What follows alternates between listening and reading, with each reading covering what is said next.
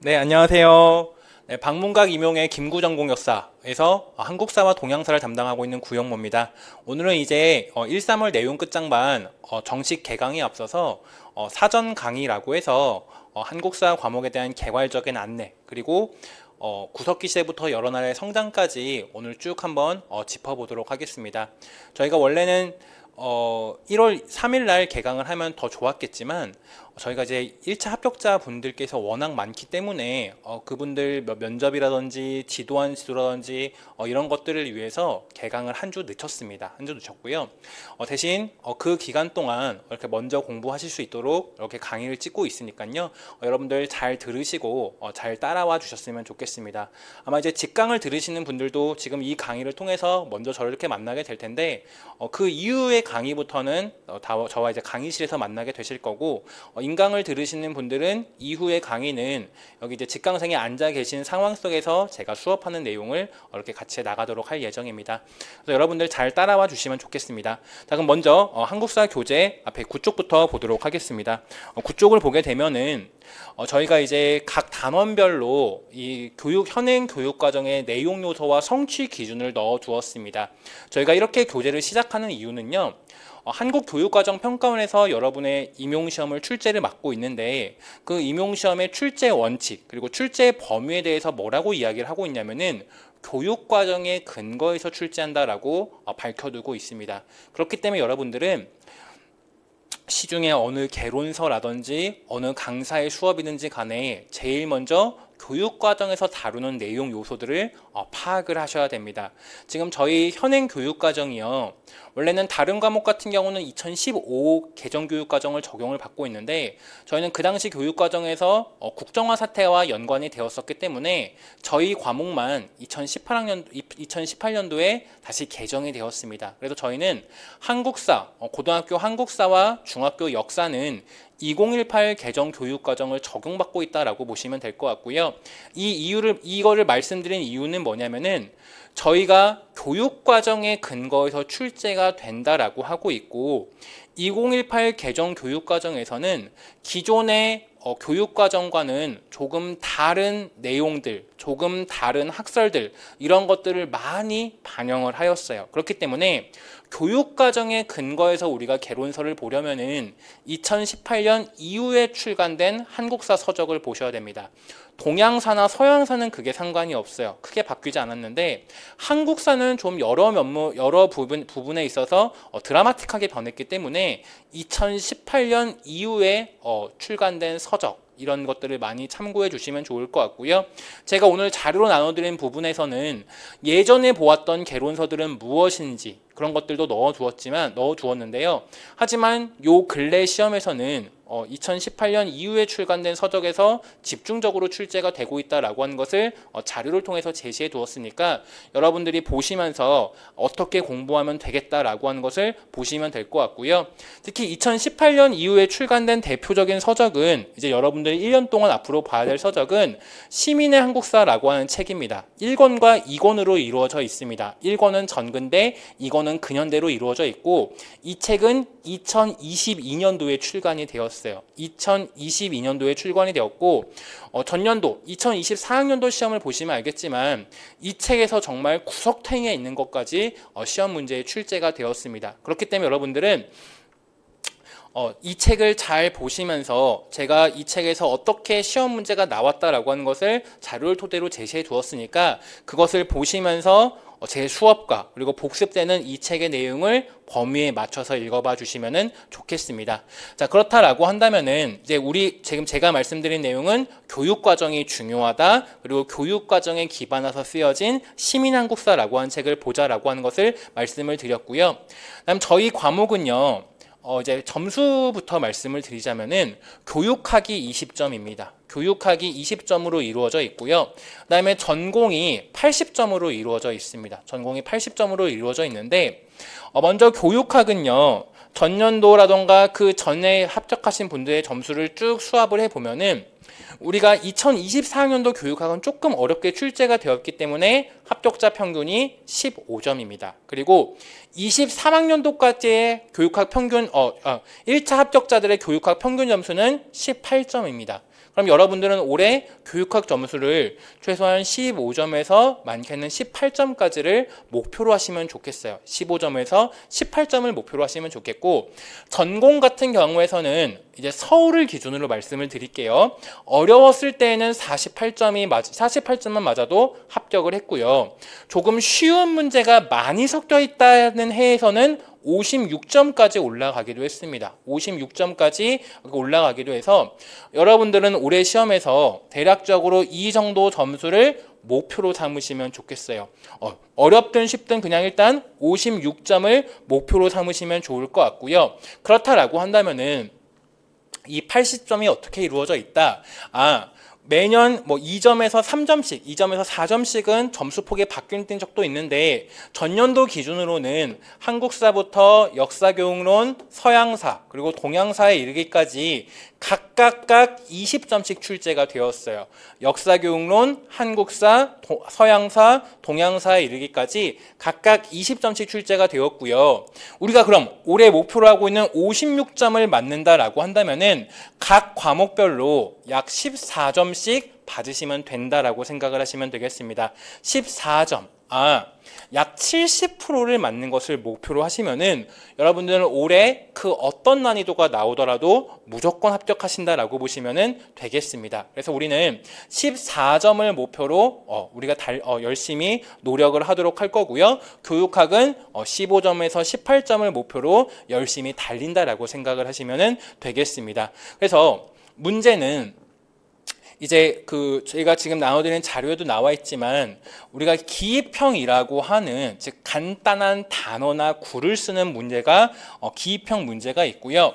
그 다음에 서술형 문제가 있습니다. 기입형은 A형에서는 8점, 그 다음에 B형에서는 4점, 총 12점으로 이루어져 있어요. 12점으로 되어 있고, 나머지는 모두가 다 서술형으로 이루어져 있습니다. 서술형으로 이루어져 있는데, 그럼 이 서술형이라고 하는 것은 완성된 문장 형태로 쓰는 문제입니다. 그래서 어떤 제도의 내용을 두 가지를 쓴다든지, 어떤 제도의 특징을 두 가지를 쓴다든지, 아니면 A와 B를 비교 서술한다든지, 이런 것들을 묻는 문제가 서술형 문제다라고 보시면 좋을 것 같고요.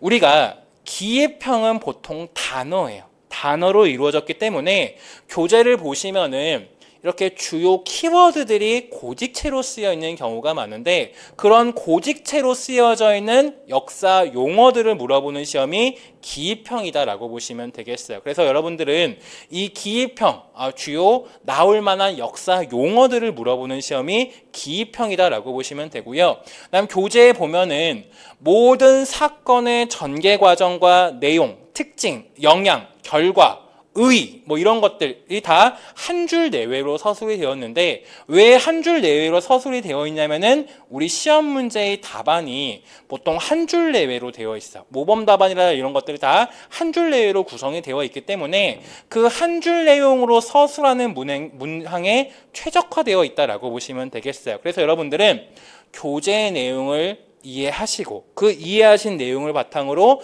개론서를 읽어주시면은 올해 무조건 과목별 14점, 2점씩 잘 받으실 수 있다라고 보시면 되겠습니다. 여러분들 상반기에는 저와 함께 이런 내용 요소들을 계속 반복하고 이해하고 하는 것에 주력을 할 거고요. 하반기에는 이런 것들을 문제를 통해서 확인하고 다시 암기해가는 시간을 갖는다라고 보시면 되겠습니다. 그럼 이제 본격적인 내용으로 구석기 시대부터 한번 보도록 하겠습니다. 자, 다음 페이지 보도록 할게요. 저희가 이제 교재에 보게 되면은 각 대단원별로 이런 기출문항 도표를 수록을 해 두었습니다. 이거는 이유가 뭐냐면은 아까 제가 말씀드렸어요. 저희 출제의 제1원칙은 교육과정에 기반한 것입니다. 그런데 출제위원들이 매년 많이 바뀌기 때문에 교육과정에 기반해서만 출제라고 한다면은 그게 너무 두루뭉술하게 다가올 수밖에 없습니다. 그렇기 때문에 출제위원들이 두 번째로 참고하는 주요한 자료가 뭐냐면은 역대 기출문제예요. 이런 기출문제를 냈을 때 수험생들의 반응이 이랬었구나, 결과가 이랬었구나, 이런 것들을 다 받아보십니다. 그렇기 때문에 여러분들은 출제위원들이 교육과정 그리고 기출문제 두 개를 토대로 해서 출제를 하신다라고 보시면 되겠습니다. 거기다가 물론 시중에 수험생들이 가장 많이 보는 개론서들도 출제에 반영하고 계세요. 그래서 우리 이 세 가지를 토대로 해서 1년 동안 공부해 나가신다라고 보시면 될 것 같고, 그렇다면은 우리가 앞에 지금 이 여러 나라의 성장 구석기 시대부터 철기 시대까지의 이 기출문제 도표를 보게 되면은 2010학년도에 신석기 시대 문화가 한번 출제가 되었구나. 그리고 또 마찬가지로 그 해에 청동기와 철기 시대 유적 문제가 한번 출제가 되었구나라고 하는 것을 알 수가 있습니다. 다만 이 신석기 시대 문항은 사실 역사교육론 문제였어요. 역사교육론 문항을 푸는 데 있어서 신석기 시대에 이런 내용 지식이 있어야만이 쉽게 풀 수 있는 문제여서 여기다가 수록을 해둔 겁니다. 자, 그렇다라고 한다면 우리가 알 수 있는 것은 이 철기 시대의 이런 개관까지는 실제 시험에 나올 가능성이 좀 낮구나. 좀 낮은 대신에 역사교육론 등과 연계돼서 출제가 될 수 있으니 그런 나올 만한 부분들 위주로 포인트 보자라고 하는 것 하나 뽑아낼 수 있고요. 두 번째로는 교과서에 수록된 유적과 유물 정도는 가볍게 그래도 우리가 알고 있어야 된다라고 하는 것을 알 수가 있으니까 두 가지 포인트에 유의해 가면서 보시면 되겠습니다. 자, 그럼 이제 첫 부분이 뭐냐면은 과거 이제 역사 교과서에서는 이런 시대 구분부터 시작하는 경우가 많았습니다. 딱 특정할 수는 없지만 기록으로 남아있지 않은 시대와 기록으로 남아있는 시대를 구분을 해서 선사시대와 역사시대로 구분하는 경우가 많았어요. 그런데 요새 교과서에서는 이런 서술을 많이 하지는 않습니다. 왜냐면은 여기에 구비라고 되어 있는데 마치 비석처럼, 그러니까 구전되어 온 내용인데 굉장히 강력한 형태로서 구전되어 온 것들, 입에서 입으로 전해져 온 것들을 구비라고 하게 됩니다. 즉 우리가 꼭 문자로 쓰여진 기록만 있는 게 아니에요. 이렇게 입에서 입으로 전해진 것도 있고 그림이라던가 이런 것들도 굉장히 다양하게 있습니다. 그렇기 때문에 꼭 문자로 쓰여진 기록의 유무로 이렇게 나눌 필요가 있느냐라고 해가지고 역사시대와 선사시대 이런 구분을 예전처럼 이렇게 상세하게 정의하지는 않아요. 그냥 가볍게 보시면 될 것 같고요. 또 마찬가지로 시간의 흐름에 따른 구분도 예컨대 7차 국사 국정교과서에서는 이러한 시대 구분을 채용을 했어요. 즉 고대, 중세, 근세, 근대, 현대라고 하는 시간의 흐름에 따른 시대 구분을 하였는데 마찬가지로 요새 교과서에서는 고대, 중세, 근세 이런 식의 시대 구분을 잘 쓰지는 않습니다. 그렇기 때문에 여러분들도 그냥 과거에 이렇게 교육과정에서 구분, 병기하기도 하였구나 정도만 알아두시면 되겠습니다. 이해되시죠? 여기까지는 오케이 보시면 될 것 같고요. 그 다음에 이제 구석기 시대로 가도록 하겠습니다. 구석기 시대는요. 우리가 시기부터 한번 보도록 할게요. 시기부터 보면은 약 70만 년 전에 한반도와 주변 지역에서 인류가 거주하기 시작했다라고 합니다. 70만 년 전부터라고 이야기를 하고 있어요. 이 70만 년 전부터 한반도에 인류가 거주했음을 보여주는 유적 중에 하나가 상원 검은모루 유적입니다. 상원 검은모루 유적이 이 70만 년이라고 하는 숫자와 관련이 있다라고 하는 것 정도 하나 체크해 주시면 좋을 것 같고요. 두 번째로 이제 인류가 거주하기 시작을 하는데 인류가 이제 도구라고 하는 것을 초보적 형태로 만들어내기 시작을 합니다. 그러다 보니까 길가에 있는 돌멩이들을 이렇게 부딪혀가지고 떼어서 만들기 시작을 해요. 그래서 그 초보적으로 석기를 쓰는데 떼어서 만들었다라고 해서 뗀석기라고 하는 것을 용어를 쓰게 됩니다. 구석기에 만든 석기는 뗀석기다라고 하는 것을 볼 수가 있고요. 이 시기에는요. 그 지구의 기온이 매우 추운 시기인 빙하기 그리고 잠시나마 그런 것들이 풀리는 간빙기라고 하는 것이 교차하던 시기예요. 여러 차례 교차하던 시기고 이런 상황 속에서 아직까지 해수면이 그렇게 높진 않다 보니까 한반도에서부터 일본 열도까지 모두가 연결되어 있었습니다. 연결되어 있었고요. 여기서 여담이긴 합니다만 우리는 70만 년 전이라고 하는 것이 그래도 딱 비정이 되는데 일본 같은 경우에서는 뭐 많아야 한 3만 년, 뭐 3만 5천 년 이 정도로 좀 비정이 되고 있고 그 이전의 유적은 조금 아직까지는 인정을 받지 못하고 있는데 어쨌거나 우리는 굉장히 유구하게 옛날부터 인류가 사랑하는 지역이었다라고 하는 것을 우리가 알 수가 있습니다. 자, 그 다음에 이제 구분을 보게 되면요. 구석기 시대는요. 교과서에서도 전기, 중기, 후기라고 하는 시대 구분을 하고 있습니다. 교과서에서 왜 그렇게 구석기 시대를 전, 중, 후기로 구분하고 있을까라고 하는 것을 보면은 이 도구의 발전 과정이 반영되어 있기 때문에 그렇습니다. 즉 처음에는요 도구의 종류가 많지가 않아요.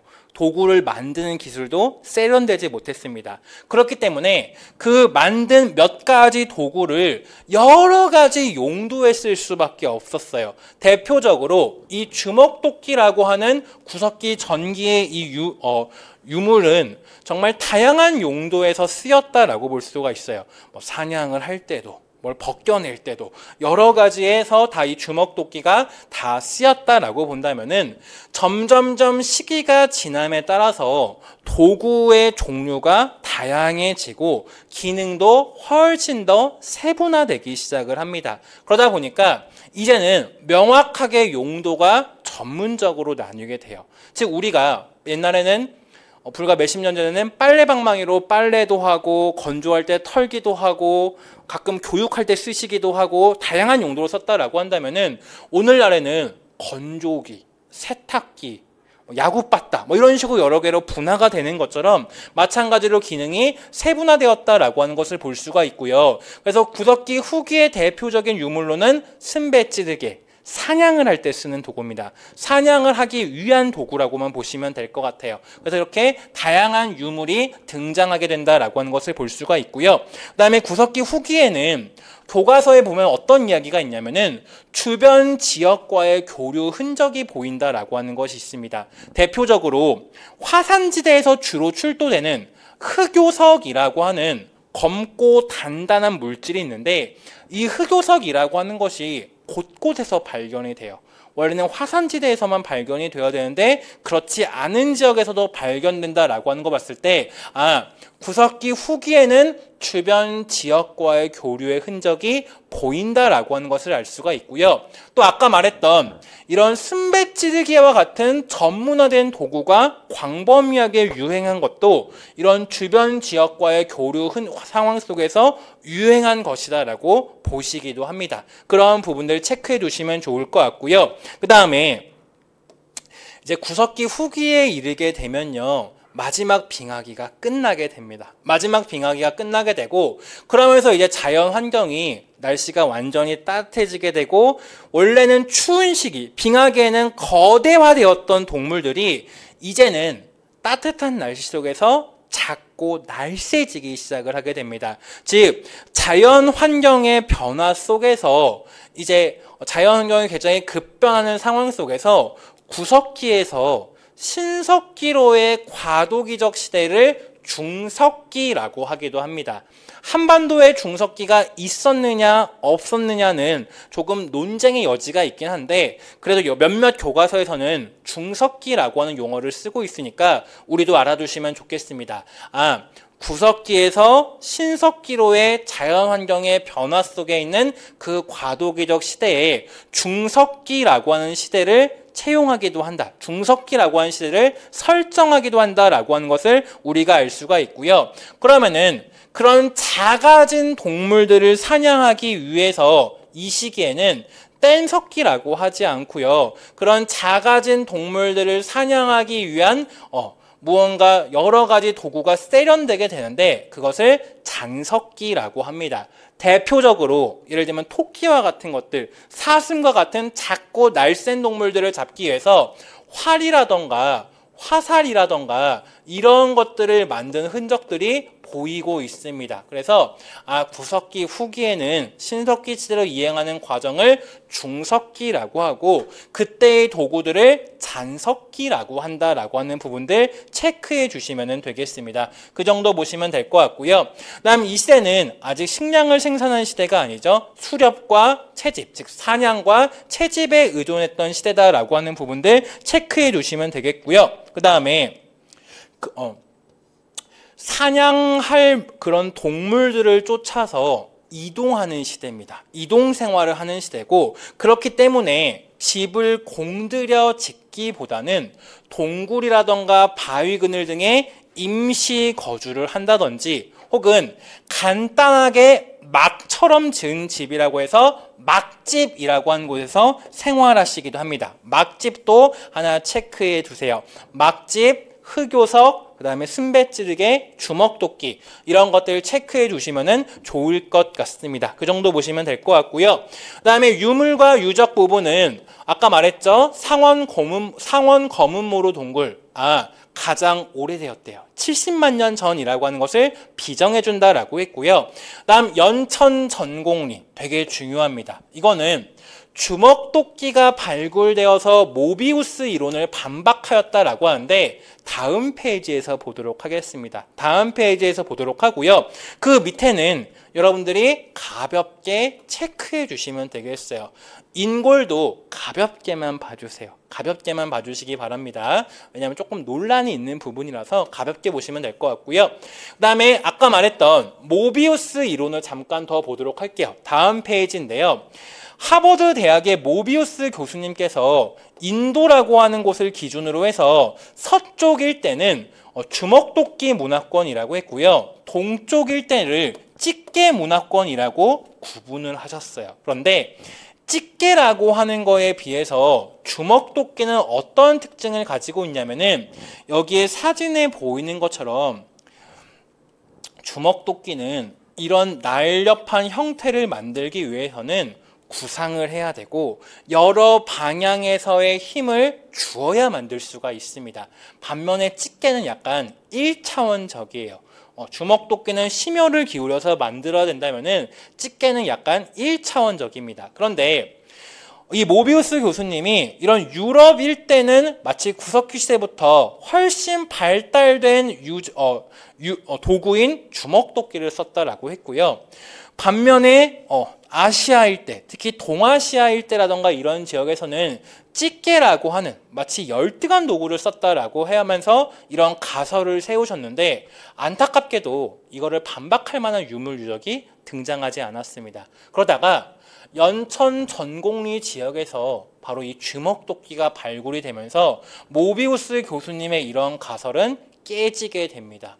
연천 전공리 주먹도끼가 이런 모비우스 교수님의 가설을 깨트렸다라고 하는 것이 거의 모든 교과서에 수록이 되어 있습니다. 그래서 체크해 주시면 좋을 것 같습니다. 그 정도 보시면 될 것 같고요. 다음 신석기로 이어서 나가도록 하겠습니다. 신석기 시대는요. 기원전 1만 년 전에 빙하기가 종결하고 기온이 상승하고 하면서 이런 자연 변화 속에서 새롭게 전개된 시대를 신석기라고 하게 되는데 먼저 한반도에서의 신석기는 제일 먼저 토기가 등장하기 시작을 합니다. 토기라고 하는 것은 식량을 보관하고 조리하는 용도로 쓰이는 건데 토기라고 하는 것이 먼저 등장을 하기 시작을 하게 되고요. 특히 한반도의 신석기를 가장 대표하는 빗살 무늬 토기라고 하는 것이 기원전 5000년경부터 사용되기 시작을 해요. 기원전 5000년부터 사용되기 시작을 하게 되고요. 물론 우리의 신석기의 시작은 기원전 약 10,000년 전입니다. 기원전 8000년부터 시작이 되는데 빗살 무늬 토기는 조금 이후부터 본격적으로 사용된다라고 하는 부분들 보시면 좋을 것 같고요. 여기까지는 그렇게 중요하진 않습니다. 이제 중요한 부분은 약 기원전 4000년 무렵부터 시작되는 이른바 생산 경제의 시작이라고 하는 부분을 중요하게 체크해 두시면 되겠습니다. 왜냐하면은 아까 구석기 시대에는 수렵과 채집에만 의존을 했어요. 무언가 열려있고 살아있는 것들을 잡는 거에만 주력을 했다라고 한다면 이제부터는 인류가 직접 먹을거리를 만들어내기 시작을 합니다. 만들어내기 시작을 하게 되고요. 그렇기 때문에 여기 빨간색 글씨로 보이는 것처럼 농경과 목축을 하기 시작하는 이것을 이른바 신석기 혁명이라고도 이야기를 해요. 신석기 혁명이라고도 이야기를 하는데 우리 한반도에서는 약 4,000년 무렵에 시작이 되어가지고 이런 농경과 목축이라고 하는 것이 시작된다라고 하는 부분들 보시면 좋을 것 같습니다. 그러면서 자연스럽게 뭐를 할 수밖에 없다? 정착생활이라고 하는 것을 할 수밖에 없다라고 하는 부분들 체크해 두시면 좋을 것 같고요. 그렇다면 이 정착생활이라고 하는 것을 어떻게 하느냐? 먼저 우리 아까 구석기 시대에는 막집에서 거주한다라고 했는데 이제 신석기 시대에는 움집에서 거주를 하게 됩니다.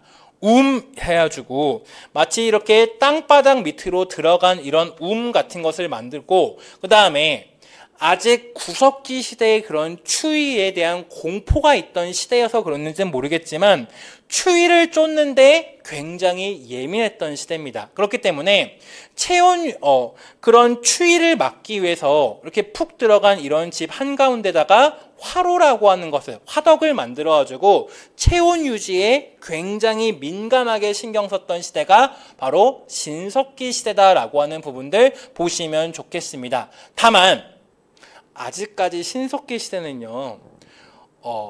농사도 초보적 형태예요. 초보적 형태고 목축도 그렇게 지금처럼 발달하지 않은 시대입니다. 그렇기 때문에 잉여 생산물이 많지 않은 시대예요. 잉여 생산물이 거의 없던 시대이기 때문에 그렇기 때문에 누구나 다 평등할 수밖에 없어. 평등할 수밖에 없고 그렇기 때문에 이 시기에 발견되는 집터 유적들도요. 집터의 크기가 거의 차이가 없어요. 마을마다 한 20채 정도가 발견이 되는데 비슷합니다. 왜? 빈부의 격차가 없던 시대니까 그래요. 빈부의 격차가 없던 시대다라고 하는 것들 보시면 좋을 것 같고요. 그 다음에 이 시기에는요. 이렇게 씨족들이 있어. 이렇게 우리 씨족들 이렇게 출산을 통해서 만들어진 이런 무리들이 있는데 이런 무리들이 혼인을 할 때는 우리 씨족 외의 사람과 혼인을 하게 돼요. 그러다 보니까 이런 씨족들이 뭉쳐가지고 이런 씨족들이 뭉쳐서 일종의 부족이라고 하는 것을 점점 형성하기 시작을 한다. 씨족 바깥에서 혼인을 하다 보니까 부족이라고 하는 것을 형성하기 시작을 한다. 다만 여전히 평등한 그런 관계 속에서 부족을 형성하기 시작한다라고 하는 부분들 보시면 좋을 것 같고요. 그 다음에 이 시기는 이런 농경과 목축, 특히 농경들을 위해서는 무언가 사냥만 하는 것이 아니라 나무라던가 작물을 베어야 되기 때문에 그런 베는 용도의 석기를 만들기 위해서 돌을 갈기 시작을 합니다. 단순하게 팍 하고 떼는 게 아니라 슬슬슬 갈기 시작해서 간석기라고 한다라고 하는 부분들 보시면 될 것 같아요. 그래서 간석기 보시면 될 것 같고요. 그다음에 원시 수공업 형태로서 가락바퀴와 뼈반을 통해 옷을 만들기도 시작을 하게 되고 그러한 부분을 체크하시면 될 것 같고요. 그다음에 이 시기에는 구석기 후기와 마찬가지로 굉장히 장거리 교류가 많이 있던 시대입니다. 장거리 교류가 많던 시대고 그래서 이 시기에 더욱더 흑요석과 같은 것들이 더 광범위하게 발견되기 시작을 합니다. 일본 규슈에서 출토된 것으로 보이는 흑요석이 한반도 남부 지역에서도 많이 발견이 돼요. 많이 발견해서 이런 흑요석과 같은 것들도 다방면으로 많이 발굴되는 게 다 교류의 흔적들이다라고 하는 부분들 봐주시면 되겠습니다. 그 정도 보시면 될 것 같고요. 넘어가서 그래서 우리 2010학년도의 시험 문제 지문에 이러한 그림 등이 나왔어. 이러한 그림 등이 나와서 움집을 짓고 빗살무늬 토기가 있고 초보적인 농경을 하고 있구나라고 하는 부분들 체크해 나가시면 되는 문제였다라고 하는 부분들 보시면 될 것 같고요. 그 다음에 농경을 하다 보니까 이런 원시 신앙이라고 하는 것이 발생하기 시작을 합니다. 즉 자연 현상 같은 것을 굉장히 민감하게 반응하기 시작을 하고요. 그러다 보니까 이런 샤먼, 즉 오늘날 무당이라던가 이런 이들 하늘과 접할 수 있다라고 믿어지는 사람을 숭배하기 시작을 합니다. 또 저런 들판에 뛰노는 동물이나 들판에 번식하고 있는 식물들과 우리가 하나의 공통의 기원을 가질 것이다 라고 하는 막연한 믿음을 가지기도 하게 되고요. 또 우리 죽은 조상의 영혼동을 숭배하기도 하는 등의 일들이 숭배하기도 하는 등의 신앙이 나타나기도 합니다. 그래서 조상의 영혼동을 숭배하다 보니까 그런 조상들에게 조상들에게 잘 보이기 위해서 매장 등의 풍습 등이 등장하기도 한다라고 하는 부분들, 매장 등의 풍습이 등장하기도 한다라고 하는 부분들 체크해 주시면 좋을 것 같고요. 그다음 예술가 무덤은 여러분이 보시면 될 것 같고, 마지막으로 신석기 시대의 중요한 포인트 중에 하나는 뭐냐면은 처음에 신석기 시대에 농경이 시작이 되지만 아직까지 벼가 바로 시작하진 않아요. 조, 피, 수수라고 하는 오늘날 약간 보조적인 작물 같은 것부터 먼저 생산을 하게 되고요. 그 다음에 신석기 시대 말기 부분에 가서 벼농사가 시작이 됩니다. 일부 교과서에서는 신석기 후기부터라고 이야기를 하기도 하고, 또 일부 책에서는 그냥 청동기 시대 때 본격적으로 벼농사가 시작되었다라고 이야기도 하는데, 어쨌거나 신석기 후기 시대 때 벼농사가 시작되었다라고 보는 경우가 요새는 많아졌고, 벼라고 하는 것은 어떤 장점이 있냐면요, 여러분 제가 좀 체격이 이렇지만요, 막 음식을 그렇게 엄청 좋아하지는 않거든요. 근데 제가 특히 쌀을 그렇게 좋아하지는 않아요. 근데 쌀은요, 어떤 장점을 가지고 있냐면은 좁은 면적에서 많은 사람들이 먹을 수 있는 작물이 생산된다라고 하는 장점이 있기 때문에 오늘날까지도 많은 사람들이 먹는 작물입니다. 즉 벼농사가 시작되면서 잉여 생산물이 본격적으로 나와. 잉여 생산물이 뭐냐?